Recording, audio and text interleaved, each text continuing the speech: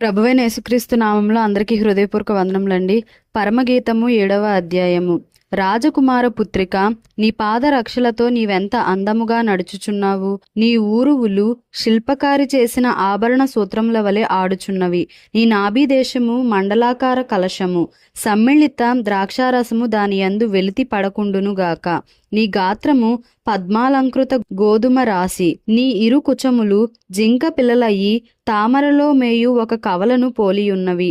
నీ కందరము దంత గోపుర రూపము, నీ నేత్రములు జనపూర్ణమైన హెష్బోను పట్టణమునున్న 2 తటాకములతో సమానములు. నీ నాసిక దమస్కు దిక్కునకు చూచు లెబానోను శిఖరముతో సమానము. నీ శిరస్సు కర్మెలు పర్వత రూపము. నీ తల వెంట్రుకలు ధూమ్ర వర్ణము గలవి. రాజు వాటి ఉంగరముల చేత బద్దుడగుచున్నాడు. నా ప్రియురాల, ఆనందకరమైన వాటిలో నీవు అతి సుందరమైన దానవు, అతి మనోహరమైన దానవు. నీవు తాళవృక్షమంత తిన్నని దానవు. నీ కుచములు గెలల వలె నున్నవి. తాళవృక్షము నెక్కుదుననుకొంటిని, దాని శాఖలను పట్టుకొందుననుకొంటిని. నీ కుచములు ద్రాక్ష గెలల వలె నున్నవి. నీ శ్వాస వాసన జల్దరు ఫల సువాసన వలె నున్నది. నీ నోరు శ్రేష్ఠ ద్రాక్షారసము వలె నున్నది. ఆ శ్రేష్ఠ ద్రాక్షారసము నా ప్రియునికి మధుర పానీయము. అది నిద్రితుల యదరములు ఆడజేయును. నేను నా ప్రియుని దానను, అతడు నా యందు ఆశాబద్ధుడు. నా ప్రియుడా, లెమ్ము రమ్ము, మనము పల్లెలకు పోదము, గ్రామ సీమలో నివసింతము. పెందలకడ లేచి ద్రాక్ష వనములకు పోదము. ద్రాక్షవల్లులు చిగురించెనో లేదో, వాటి పువ్వులు వికసించెనో లేదో, దాడిమ చెట్లు పూత పట్టెనో లేదో చూతము రమ్ము. అచ్చటనే నా ప్రేమ సూచనలు నీకు చూపెదను. పుత్రదాత వృక్షము సువాసన నిచ్చుచున్నది. నా ప్రియుడా, నేను నీ కొరకు దాచియుంచిన నానావిధ శ్రేష్ఠ ఫలములు పచ్చివియు పండువియు మా ద్వార బంధముల మీద వ్రేలాడుచున్నవి. పరమగీతము 8వ అధ్యాయము. నా తల్లి యొద్ద స్తన్యపానము చేసిన యొక్క సహోదరుని వలె నీవు నా ఎడల నుండిన ఎంత మేలు. అప్పుడు నేను బయట నీకు ఎదురై ముద్దులిడుదును. ఎవరునూ నన్ను నిందింపరు. నేను నీకు మార్గదర్శినవుదును, నా తల్లి ఇంట చేర్చుదును. నీవు నాకు ఉపదేశము చెప్పుదువు. సంబార సమ్మిళిత ద్రాక్షారసమును నా దాడిమ ఫలరసమును నేను నీకిత్తును. అతని ఎడమ చెయ్యి నా తల క్రిందనున్నది, అతని కుడి చెయ్యి నన్ను కౌగిలించుచున్నది. యెరూషలేము కుమార్తెలారా, లేచుటకు ప్రేమకు ఇచ్చ పుట్టు వరకు లేపకయు కలత పరచకయు నుందుమని నేను మీ చేత ప్రమాణము చేయించుకొందును. తన ప్రియుని మీద ఆనుకొని అరణ్య మార్గమున వచ్చునది ఎవతే? జల్దర వృక్షము క్రింద నేను నిన్ను లేపితిని. అచ్చట నీ తల్లికి నీ వలన ప్రసవ వేదన కలిగెను. నిన్ను కనిన తల్లి ఎచ్చటనే ప్రసవ వేదన పడెను. ప్రేమ మరణమంత బలమైనది, ఈర్ష్య పాతాళమంత కఠోరమైనది. దాని జ్వాలలు అగ్ని జ్వాలా సమములు. అది యెహోవా పుట్టించు జ్వాల. నీ హృదయము మీద నన్ను నామాక్షరముగా ఉంచుము, నీ భుజమునకు నామాక్షరముగా నన్నుంచుము. అగాధ సముద్ర జలము ప్రేమను ఆర్పజాలదు, నదీ ప్రవాహములు దాని ముంచివేయజాలవు. ప్రేమకై ఒకడు తన స్వాస్థ్యమంతా ఇచ్చినను తిరస్కారముతో అతడు త్రోసివేయబడును. మాకొక చిన్న చెల్లెలు కలదు, దానికి ఇంకనూ వయస్సు రాలేదు. వివాహకాలము వచ్చినప్పుడు మేము దాని విషయమై ఏమి చేయుదుము? అది ప్రాకారము వంటిదాయనా? మేము దానిపైన వెండి గోపురం ఒకటి కట్టుదుము. అది కవాటము వంటిదాయనా? దేవదారు మ్రాణుతో దానికి అడ్డులను కట్టుదుము. నేను ప్రాకారము వంటి దాననైతిని, నా కుచములు దుర్గములాయెను. అందువలన అతని దృష్టికి నేను క్షేమము నొందదగిన దాననైతిని. బయలు హామోను నందు సొలొమోనుకొక ద్రాక్షావనము కలదు. అతడు దానిని కాపులకిచ్చెను. దాని ఫలములకు వచ్చుబడిగా ఒక్కొక్కడు 1000 రూపాయలు తేవలెను. నా ద్రాక్షావనము నా వశమున ఉన్నది. సొలొమోను ఆ 1000 రూపాయలు నీకే చెల్లును. దానిని కాపు చేయు వారికి 200 వచ్చును. ఉద్యానవనములలో పెంచబడిన దాన, నీ చెలికత్తెలు నీ స్వరము వినగోరుదురు. నన్నును దాని విననిమ్ము. నా ప్రియుడా, త్వరపడుము, లఘువైన ఇర్రివలె ఉండుము. గంధవర్గ వృక్ష పర్వతముల మీద గంతులు వేయు లేడిపిల్ల వలె ఉండుము. యెషయా గ్రంథము 1వ అధ్యాయము.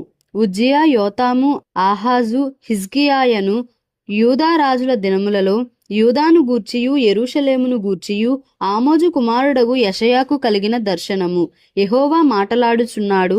ఆకాశమా ఆలకించుము, భూమి చెవియొగ్గుము. నేను పిల్లలను పెంచి గొప్పవారినిగా చేసి తిని వారు నా మీద తిరుగబడి ఉన్నారు.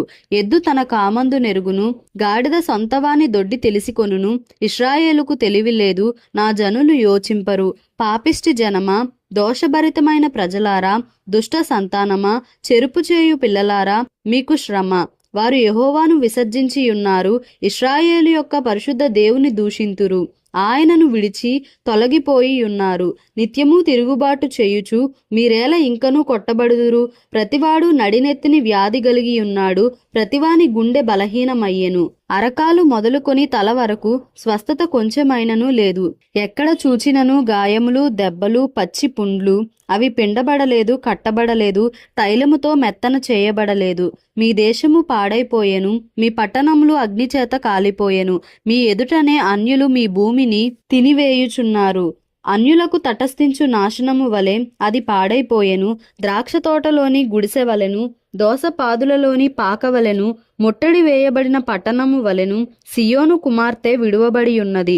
సైన్యములకు అధిపతియగు యెహోవా బహు కొద్దిపాటి శేషము మనకు నిలుపని ఎడల మనము సొదొమ వలె నుందుము, గొమొర్రాతో సమానముగా ఉందుము.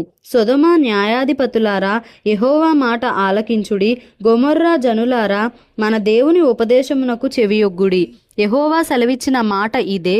విస్తారమైన మీ బలులు నాకేలా? దహన బలులగు పొట్టేళ్లును, బాగుగా మేపిన దూడల క్రొవ్వును నాకు వెక్కసమాయెను. కోడెల రక్తమందైనను, గొర్రెపిల్లల రక్తమందైనను, మేకపోతుల రక్తమందైనను నాకిష్టము లేదు. నా సన్నిధిని కనబడవలెనని మీరు వచ్చుచున్నారే. నా ఆవరణములను త్రొక్కుటకు మిమ్మును రమ్మన్నవాడెవడు? మీ నైవేద్యము వ్యర్థము, అది నాకు అసహ్యము పుట్టించు దోపార్పణము, దాని నికను తేకుడి. అమావాస్యయు విశ్రాంతి దినమును సమాజకూట ప్రకటనమును జరుగుచున్నవి. పాపుల గుంపుగూడిన ఉత్సవ సమాజమును నేనోర్చజాలను. మీ అమావాస్య ఉత్సవములను నియామక కాలములను నాకు హేయములు, అవి నాకు బాధకరములు. వాటిని సహింపలేక విసికియున్నాను. మీరు మీ చేతులు చాపునప్పుడు మిమ్మును చూడక నా కన్నులు కప్పుకొందును. మీరు బహుగా ప్రార్థన చేసినను నేను వినను. మీ చేతులు రక్తముతో నిండి ఉన్నవి, మిమ్మును కడుగుకొనుడి, శుద్ధి చేసుకొనుడి. మీ దుష్క్రియలు నాకు కనబడకుండా వాటిని తొలగింపుడి. కీడు చేయుట మానుడి, మేలు చేయ నేర్చుకొనుడి. న్యాయము జాగ్రత్తగా విచారించుడి, హింసించబడు వానిని విడిపించుడి. తండ్రి లేని వానికి న్యాయము తీర్చుడి, విధవరాలి పక్షముగా వాదించుడి. యెహోవా ఈ మాట సెలవిచ్చుచున్నాడు, రండి, మన వివాదము తీర్చుకొందము. మీ పాపములు రక్తము వలె ఎర్రనివైనను అవి హిమము వలె తెల్లబడును. కెంపు వలె ఎర్రనివైనను అవి గొర్రె బొచ్చు వలె తెల్లని వగును. మీరు సమ్మతించి నా మాట వినిన ఎడల మీరు భూమి యొక్క మంచి పదార్థములను అనుభవింతురు. సమ్మతింపక తిరుగబడిన ఎడల నిశ్చయముగా మీరు ఖడ్గము పాలగుదురు. యెహోవా ఇలాగుననే సెలవిచ్చి ఉన్నాడు, అయ్యో, నమ్మకమైన నగరము వేశ్య ఆయనే. అది న్యాయముతో నిండి ఉండెను, నీతి దానిలో నివసించెను. ఇప్పుడైతే నరహంతకులు దానిలో కాపురమున్నారు. నీ వెండి మష్టాయెను, నీ ద్రాక్షారసము నీళ్లతో కలిసి చెడిపోయెను. నీ అధికారులు ద్రోహులు, దొంగల సహవాసులు. వారందరూ లంచము కోరుదురు, బహుమానముల కొరకు కనిపెట్టుదురు. తండ్రి లేని వారి పక్షంన న్యాయము తీర్చరు, విధవరాండ్ర వ్యాజ్యము విచారించరు. కావున ప్రభువును ఇశ్రాయేలు యొక్క బలిష్ఠుడును సైన్యములకు అధిపతియు నగు యెహోవా ఈలాగున అనుకొనుచున్నాడు, ఆహా, నా శత్రువులను గూర్చి నేనికను ఆయాసపడను. నా విరోధుల మీద నేను పగ తీర్చుకొందును. నా హస్తము నీ మీద పెట్టి క్షారము వేసి నీ మస్టును నిర్మలము చేసి నీలో కలిపిన తగరమంతయు తీసివేసెదను. మొదట నుండినట్లు నీకు న్యాయాధిపతులను మరల ఇచ్చెదను. ఆదిలో నుండినట్లు నీకు ఆలోచనకర్తలను మరల నియమించెదను. అప్పుడు నీతిగల పట్టణమనియు నమ్మకమైన నగరమనియు నీకు పేరు పెట్టబడును. సియోనుకు న్యాయము చేతను, తిరిగి వచ్చిన దాని నివాసులకు నీతి చేతను విమోచనము కలుగును. అతిక్రమము చేయువారును పాపులును నిశేషముగా నాశనమగుదురు. యెహోవాను విసర్జించువారు లయమగుదురు.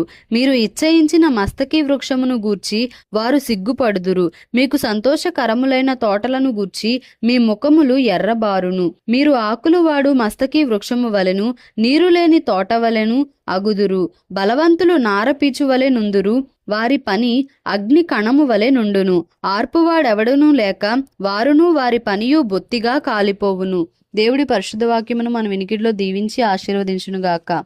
Amen. Please like, share and subscribe for more videos.